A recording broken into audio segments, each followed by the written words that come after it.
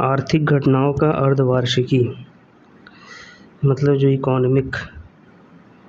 Economic जो घटनाएं हुई हैं उनका है उनकी प्रस्तुति है। ये कौन प्रस्तुत किया है? Ravi Sinha, director, Dastak coaching, 25+ years of experience, economics के फैकल्टी हैं, इकोनॉमिक एनालिस्ट भी हैं। पहली न्यूज़ क्या है? पहली न्यूज़ है ऑयल इंडिया लिमिटेड बनी 13वीं महारत्न कंपनी।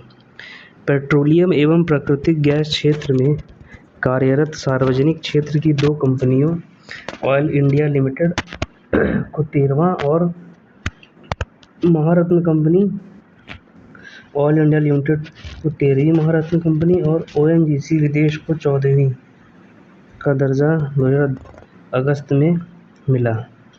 वित्त मंत्री 2000 निर्मला सीतारमण ने 3 अगस्त को नई दिल्ली में इन दोनों सार्वजनिक क्षेत्र की कंपनियों को महारत्न और नवरत्न कंपनियों का दर्जा दिए जाने को अनुमोदित किया। भारत सरकार के वित्त मंत्रालय की सिफारिश पर सरकार तेल कंपनी ऑयल इंडिया लिमिटेड को महारत्न का दर्जा दिया गया। ऑयल इंडिया ने वित्त वर्ष 2022 और 23 में 41,039 करोड़ रुपए का कारोबार किया। उसका शुद्ध लाभ 9,845 करोड़ रुपए का रहा। एग्ज़ाम में जो आने वाली चीज़ है वो केवल ये है कि कौन सी दो कंपनियों को ऑयल इंडिया लिमिटेड किसको महारत्न कंपनी मिली। 13वीं मिली ऑयल इंडिया लिमिटेड को और 14वीं ONGC विदेश लिमिटेड को। यही दो है इम्पोर्टेंट।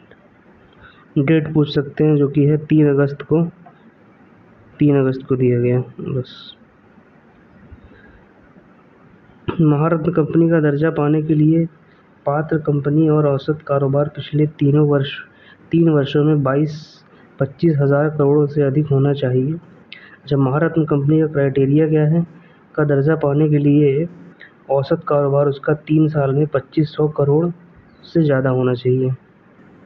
साथ ही विगत 3 वर्ष औसत वार्षिक शुद्ध संपत्ति पिछले 3 वर्षों की संपत्ति जो उनकी होनी चाहिए 1500 करोड़ से अधिक होनी चाहिए और पिछले 3 वर्षों के दौरान लाभ जो होना चाहिए 5,000 करोड़ का। मतलब 3 क्राइटेरिया है, कारोबार 25,000 करोड़ से ज़्यादा, शुद्ध संपत्ति जो है 15,000 करोड़ से ज़्यादा और लाभ जो है 5,000 करोड़ से ज़्यादा। देश में कौन कौन सी महारत्न कंपनी है? 13 महारत्न कंपनी है। देश में 13 महारत्न कंपनी अगस्त 2023 तक की स्थिति। भारतीय इस्पात प्राधिकरण steel authority of India limited 2010 में बनाई गई थी। भारतीय तेल निगम Indian oil corporation 2010, coal India limited 2011 में, गेल इंडिया लिमिटेड 2013 में, power grid corporation of India PGCIL 2019, power finance corporation PFC 2010, तेल एवं प्राकृतिक गैस निगम लिमिटेड ONGC oil and natural gas company 2010, राष्ट्रीय ताप विद्युत निगम national thermal power corporation 2010, Bharat heavy electricals limited भेल हो गई ये 2013 में, Bharat petroleum corporation limited BPCL 2017, Hindustan petroleum corporation limited HPCL, एक और है लेकिन दिख नहीं रहा है वो 23 की 13 है। इसमें ये पूछ सकते हैं कि नाम देके इसमें कौन सा नहीं है।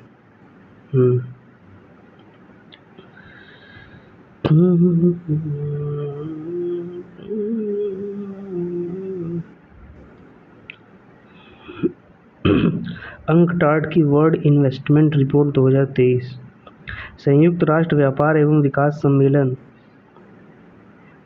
UNCTAD United nation commerce and trade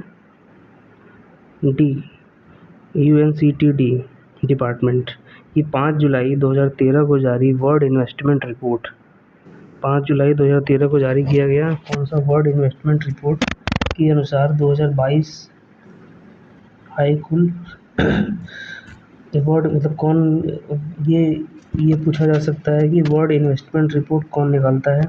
वो है UNCTAD, यूनटैड, यूनाइटेड नेशन, वही वाली उनकी संस्था जो है।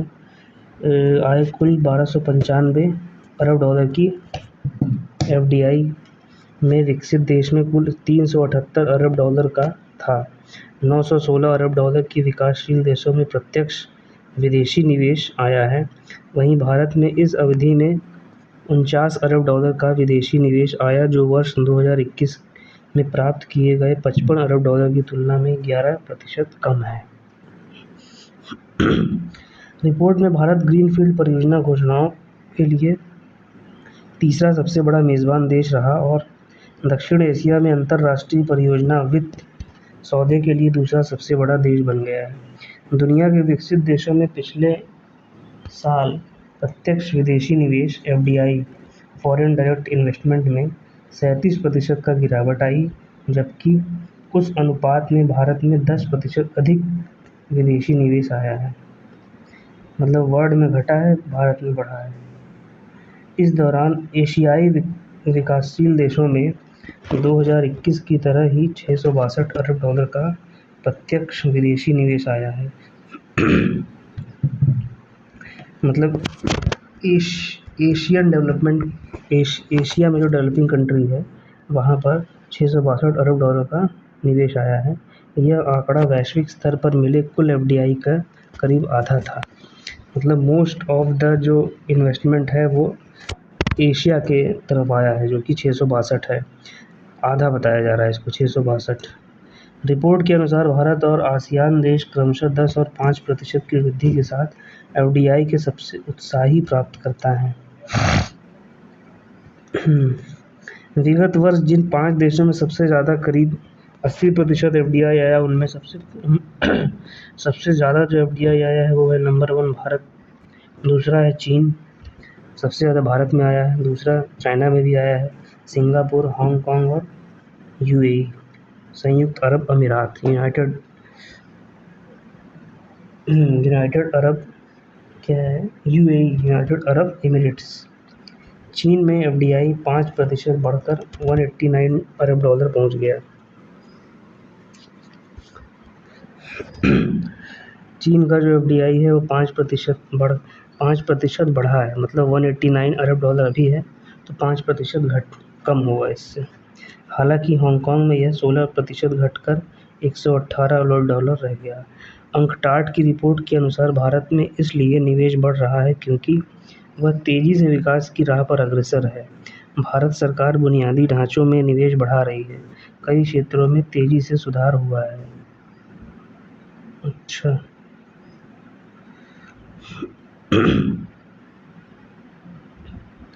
रिपोर्ट के अनुसार पिछले साल वैश्विक FDI 12% घटकर 1.3 लाख करोड़ डॉलर रह गया।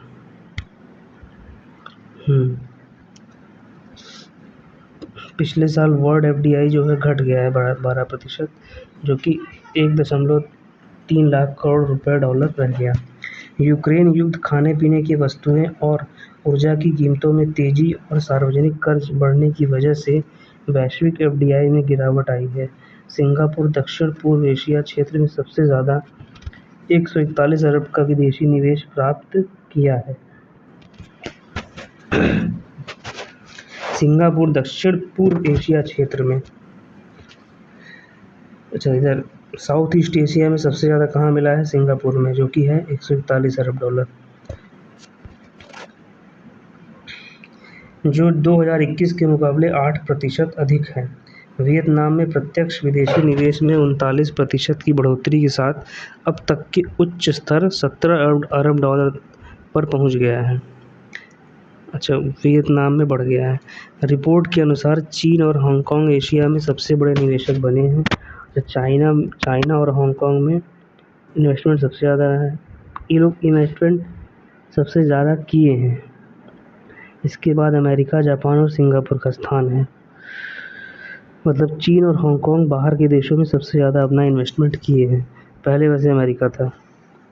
अंकटाड की रिपोर्ट के अनुसार विकासशील देशों को 2030 तक सतत विकास लक्ष्यों (एसडीजी) को प्राप्त करने के लिए सालाना निवेश घाटे का सामना करना पड़ रहा है। लक्ष्य पाने के लिए जितने निवेश की ज़रूरत है, $1.7 ट्रिलियन, उससे कम निवेश मिल रहा है। यह निवेश घाटा अब बढ़कर $4 लाख करोड़ पहुंच गया है, जो 2015 में $2.5 लाख करोड़ था। विकासशील देशों को नवीकरणीय ऊर्जा क्षेत्र में हर साल करीब $1.7 लाख करोड़ के निवेश आवश्यकता है, जबकि उन्हें 2022 में सिर्फ $544 अरब का ही निवेश मिला। विकासशील मतलब डेवलपिंग कंट्री में नवीनीकरण मतलब रिन्यूएबल एनर्जी में हर साल $1.7 लाख करोड़ का 1.7 की रिक्वायरमेंट है, जबकि उन्हें सिर्फ $544 अरब का निवेश मिला, मतलब कम मिला। विश्व निवेश रिपोर्ट के इस 33वें संस्करण की थीम थी investing in sustainable energy for all. अच्छा, ये एग्ज़ाम में पूछा जाएगा, ये इम्पोर्टेंट है। इसकी थीम क्या थी? Investing in sustainable energy for all. और कौन सा संस्करण था ये? विश्व निवेश रिपोर्ट मतलब वर्ल्ड इन्वेस्टमेंट रिपोर्ट का 33वां संस्करण। Investing in sustainable energy for all. Okay. शीर्ष एफडीआई अंत प्रवाह वाले 10 देश।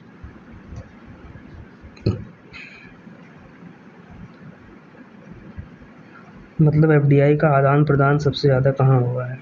अमेरिका में सबसे ज़्यादा हुआ है 285, चीन 189, Singapore 141, Hong Kong 118, Brazil 85, Australia 62, Canada 53, Bharat 49, Sweden 46।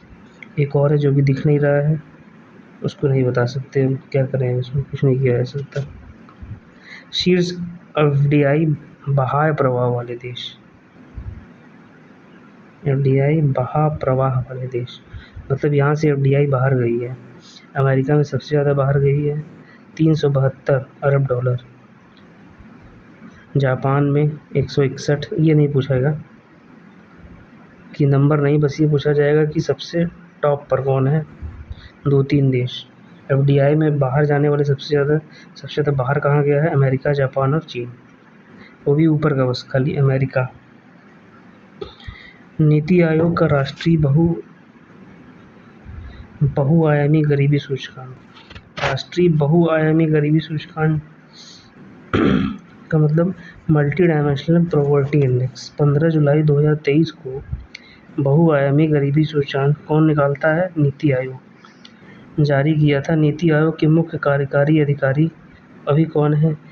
BVR Subramaniam द्वारा जारी सूचकांक में गरीबी से मुक्त लोगों की जानकारी दी गई है। यह राष्ट्रीय बहुआयामी गरीबी सूचकांक राष्ट्रीय परिवार स्वास्थ्य सर्वेक्षण 2015-16, नेशनल फैमिली हेल्थ सर्वे और राष्ट्रीय परिवार स्वास्थ्य सर्वेक्षण। अच्छा, 15-16 और 2019-20 के बीच बहुआयामी गरीबी को कम करने में भारत की प्रगति को दर्शाता है।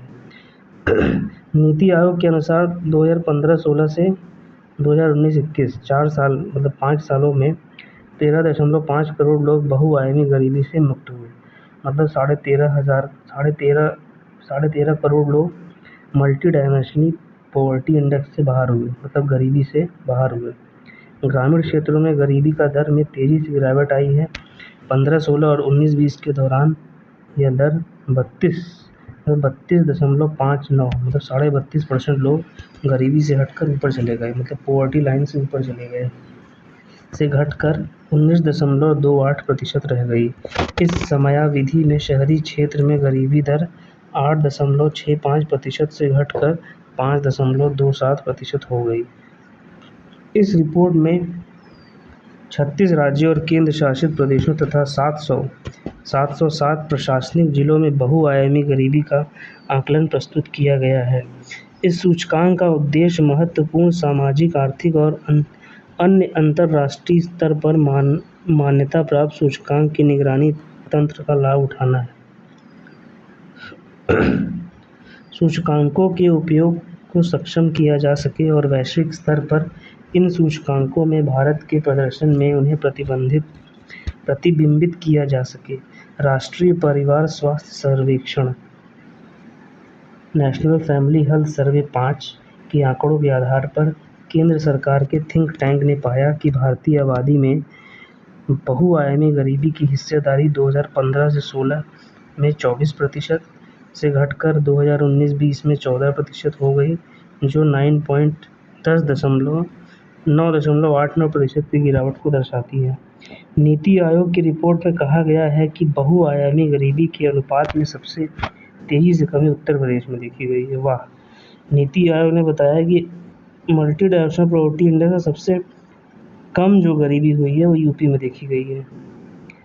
योगी जी का देन है ये। उत्तर प्रदेश में देखी गई है, जहाँ पे 34.3 मिलियन लोग, 3.5 करोड़ लोग लगभग 3.5 करोड़ लोग गरीबी से बाहर निकल गए उत्तर प्रदेश में।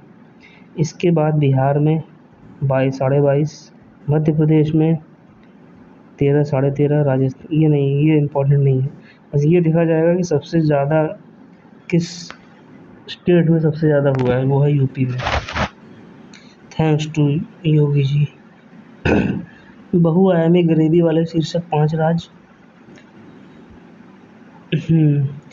बहुआयामी गरीबी वाले शीर्ष 5 राज्य। बहुआयामी गरीबी वाले शीर्ष, अच्छा, अभी भी जहाँ पे गरीबी है, बिहार में है, झारखंड में है, मेघालय में है और यूपी में और मध्य प्रदेश। क्या ये बहुआयामी गरीबी वाले 5 राज्य।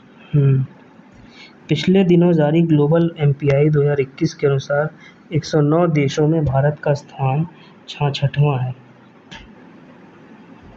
अच्छा, मल्टी डायमेंशनल पॉवर्टी इंडेक्स में ग्लोबल लेवल में 66वां है इसका। सूचकांक के अनुसार MPI मूल्य 0.117 से लगभग आधा होकर 0.066 हो गया है और वर्ष 2015-16 से 2019-21 के बीच गरीबी की तीव्रता 47% से घटकर 44% हो गई है। इस सुधार के परिणाम स्वरूप भारत 2030 की निर्धारित समय सीमा से काफ़ी पहले SDG लक्ष्य 1.2 को प्राप्त करने के पथ पर अग्रसर है।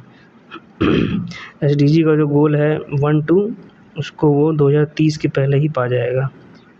उसमें है ना SDG में पहला और दूसरा की पॉवर्टी को घटाना। रिपोर्ट के अनुसार भारत ने पोषण में सुधार, बच्चों के स्कूल जाने की व्यवस्था, स्वच्छता, रसोई के लिए ईंधन की व्यवस्था ने गरीबी में कमी लाने में उल्लेखनीय भूमिका निभाई है।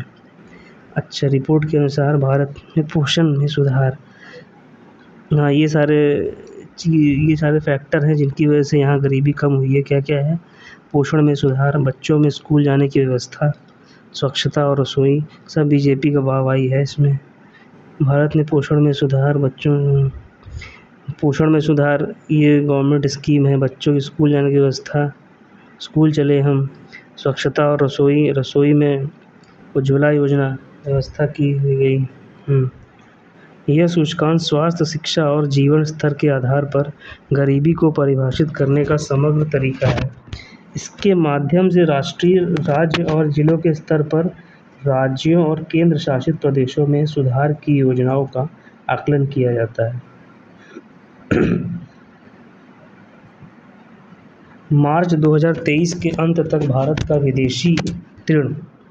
30 जून 2023 को RBI द्वारा भारत पर विदेशी ऋण की स्थिति से जुड़ी नवीनतम रिपोर्ट जारी की गई।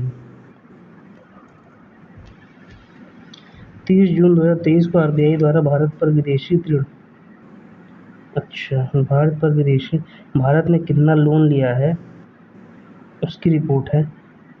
मार्च 2023 के अंत में भारत पर कुल विदेशी ऋण कितना है? 624.7 अरब डॉलर का है ऋण, जो एक वर्ष पूर्व मार्च 2022 के अंत में मार्च 2022 के अंत में 619 अरब डॉलर हो जाएगा। इस प्रकार कुल विदेशी ऋण में 5.6 अरब डॉलर की वृद्धि 2022-23 के दौरान दर्ज की गई। रिजर्व बैंक की रिपोर्ट के अनुसार 2022-23 के दौरान विदेशी ऋण में हुई वृद्धि रुपये व अन्य प्रमुख मुद्राओं की तुलना में डॉलर के मूल्य में हुई वृद्धि के चलते कम हो रही है। ये इम्पोर्टेंट नहीं है उतना ज़्यादा, ये उतना ज़रूरी नहीं है।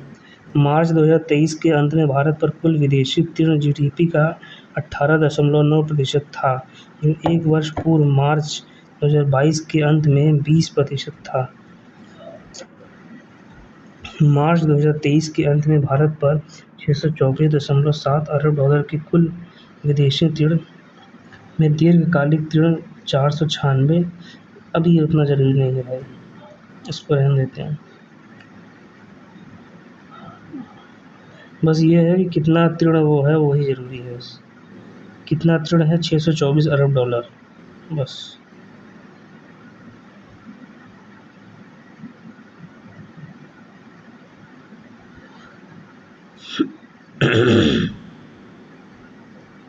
विदेशी ऋण एक दृष्टि में 624 अरब डॉलर दीर्घकालिक ऋण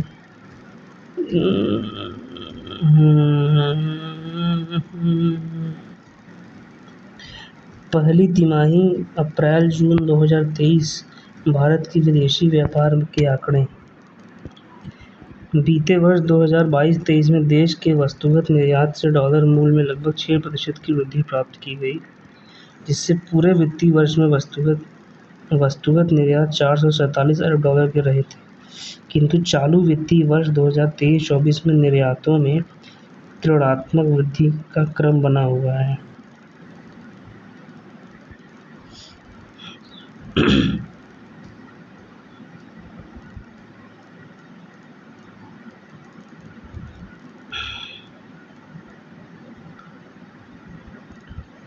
AEO T3 का दर्जा गेल। भारत की अग्रणी प्राकृतिक गैस गेल कंपनी को केंद्रीय अप्रत्यक्ष कर और सीमा शुल्क बोर्ड, वित्त मंत्रालय द्वारा प्रतिष्ठित अधिकृत आर्थिक ऑपरेटर T3 यह मान्यता निर्यातकों और आयातकों के लिए उच्चतम स्तर की सुविधा है।